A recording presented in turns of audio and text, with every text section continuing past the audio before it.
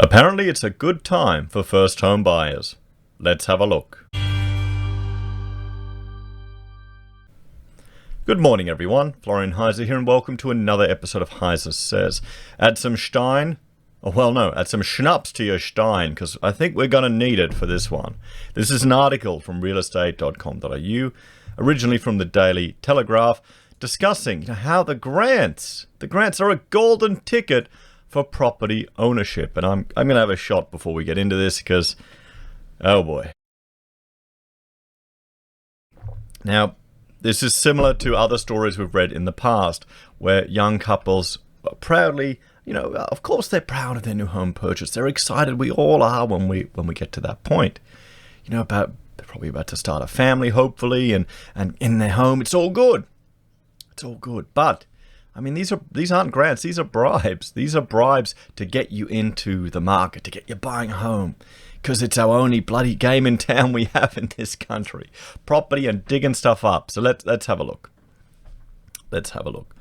First home buyers, Eloise and Robert, got government grants to support buying a unit.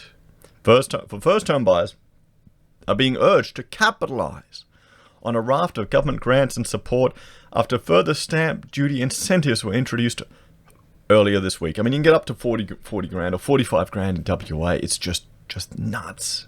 Nuts. They're really incentivizing people to get into property. Do what you can. Jump in. The New South Wales government announced Monday that stamp duty will be temporarily scrapped for first home buyers purchasing newly built properties worth up to $800,000. Stamp duty will also be heavily discounted for new homes priced up to $1 million for a period of 12 months. Until they bring in land tax and charge you with it. Oh, but no, we won't mention that. That hasn't been released yet. The scheme will mean first-home buyers have multiple avenues of support. First-time purchasers of new properties are already entitled to 10 grand from the grant. The $25,000 home builder scheme for the purchase of new properties priced under $750 is also available for single buyers with an income under $120 or couples earning less than $200,000. There you go. With stamp duty costs of property purchases often exceeding $15,000, first home buyers could save as much as $40,000 on the property if they access multiple grants, or it will inflate the cost of property by $40,000 and deflate or reduce the incentives for people to buy second-hand property. That's what it'll do. They're chucking everything they can at housing. There's also the federally backed first home loan deposit scheme, which allows buyers to get into the market using a 5% deposit without the need to get pricey lenders' mortgage insurance. So there you go. This one here, the first home loan deposit scheme. This is reminding me more and more every time I read it of what the mess that happened in the States. But the big difference between Australia and the States is we can't just send the jingle mail back if the property is a negative equity and give it back to the bank. We don't have that freedom. We're indentured to them for the life of that mortgage. It is a debt till the end, guys. Till the end. You can sell it and it's still 100 grand around your neck that you got to find to pay and you got nothing. There's people who could work their whole lives, jump into property and come out with nothing. Housing Industry Association Executive Director of New South Wales, David Baer, said the combined packages offer a significant boost for buyers. The government is forecasting that this change will assist more than 6,000 first home buyers, which have traditionally been underrepresented in the New South Wales market, particularly in Sydney, Mr. Baer said. And here's an interesting thing. I saw a Twitter from Cook, I think, just lamenting the fact that, people were hoping for a property crash, that people were hoping that there'd be a forced sale, saying, how sad is it, that he's being quite sanctimonious, frankly, that you've got people hoping for other people's being forced to sell. But it just shows a disconnect from the struggles of a generation trying to get into property. Everything's been stacked, I guess. Everything's been pushed into property. That's all we have here in Australia, pretty much. We don't have a Silicon Valley here in Australia. All the Australians, We keep saying we're such an innovative nation. We really aren't. Everything heads overseas, guys. Everything heads overseas. Our claims to have invented wireless were, legal action against technology that was commonly used. You need to look into it a bit closer than just the headlines the government's pushing on us. So, yeah. I think there's a whole lot of people that are going to get suckered into this. Patience is a virtue, everyone. Patience is a virtue. So combined with the existing 10 grand first homeowners grant and the 25,000 home builder, first home buyers in New South Wales should be looking to a new home as a real option.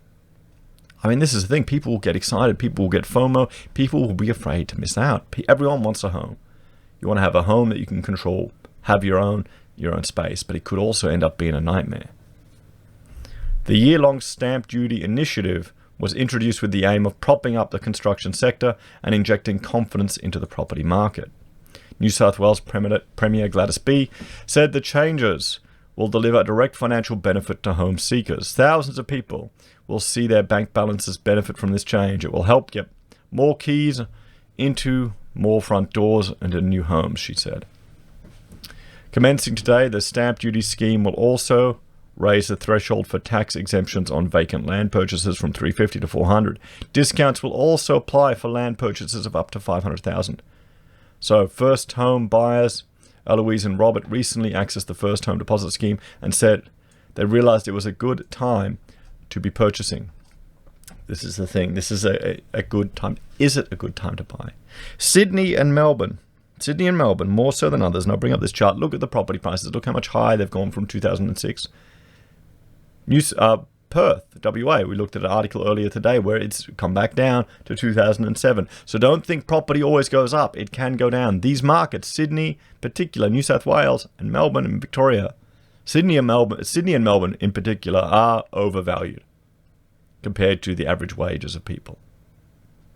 What's making you think that they can't go down? We've got immigration is going down. Migration is going down. International tourism is non-existent. You'll have Airbnbs flooding the market. We're seeing it happen. Why is now a good time to buy? Because the government is giving you free money?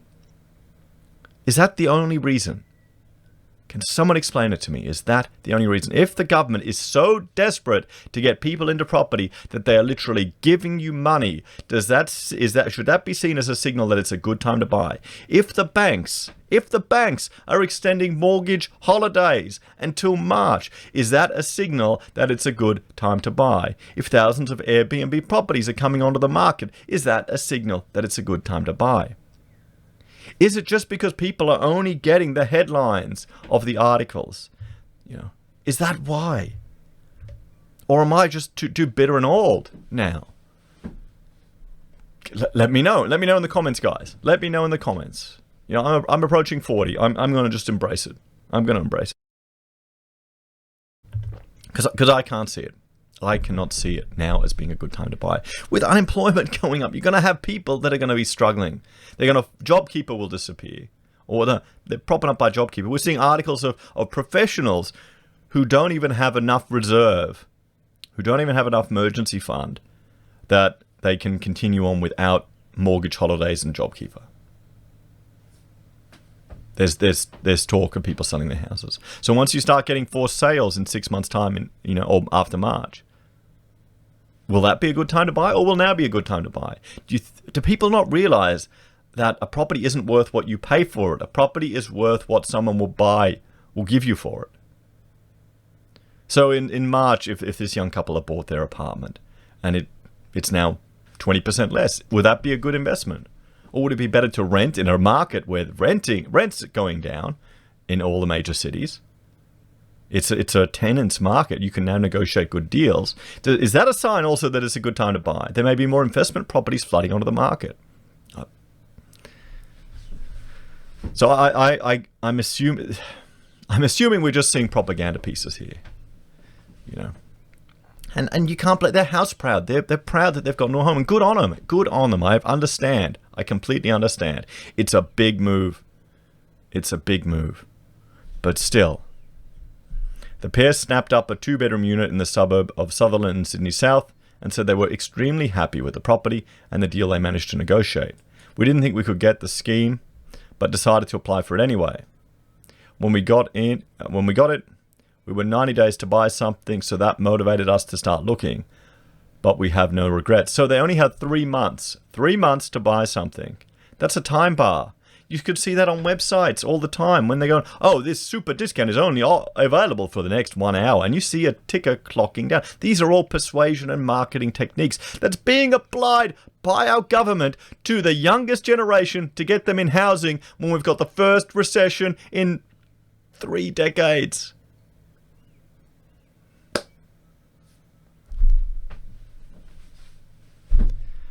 Ah, bloody hell. Bell Property, Annisdale, Associate Simon Azy said the stamp duty scheme was a welcome boost for the property. Of course you would. It could be the difference between buying a home instead of an apartment, she said. The government hopes easing the burden of buying a new property built with will stimulate construction, which employs 300,000. Yeah, whatever. Residential and commercial construction contribute $48 billion to the state's economy. This initiative will have positive outcomes for the housing industry and the New South Wales economy as a whole, Mr. Bear said. It will ensure that there is plenty of suitable priced new housing for first home buyers to take advantage of right across the state. Well, you've got to understand this is a form of handouts. Unless there is a complementary reduction in government services to offset this reduction in stamp duty, in the tax they're forcing off people, it's going to be future debt that we'll have to pay. Do you think it's worth it, everyone? Do you think now's a good time to buy?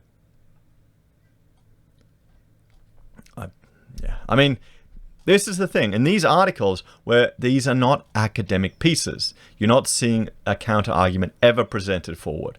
It's only ever one. Anyone who presents a counter-argument, like Martin North or John Adams, they're ridiculed and they're pushed to the side. They're pushed to the side. Everyone is so invested in this, invested in property.